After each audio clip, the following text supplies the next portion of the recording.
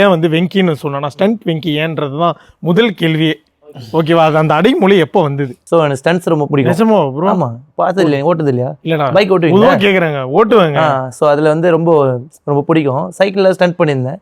அப்புறம் பைக்கில் ஸ்டண்ட் பண்ணும்போது ஒரு பையன் சும்மா ஒரு போஸ்ட் போட்டான் ஸ்டண்ட் வெங்கின்னு. ஸோ நல்லா இருக்கு, அது அடமொழியாக எடுத்து வச்சுக்கலான்னு வச்சேன்.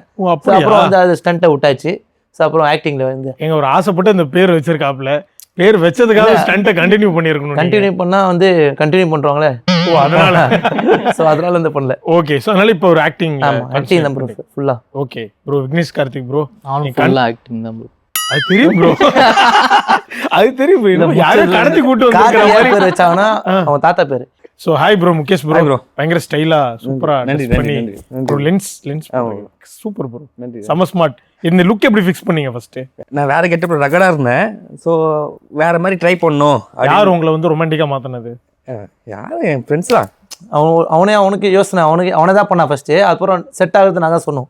ஓகே, அப்படியே செட் ஆயிடுச்சு. ஃபர்ஸ்ட் ரெக்கார்டா இருந்தா இப்போ வந்து எப்படியே ரெமோ மாதிரி மாறிட்டாப்ல. ரெமோவர். ஆமா, அண்ணன் மாதிரி கூட மாறுவார். நீ கேள்வி கேட்கறதா ப்ரோ இல்ல ப்ரோ, நீங்க ரெமோ மோட்லயே இருங்க.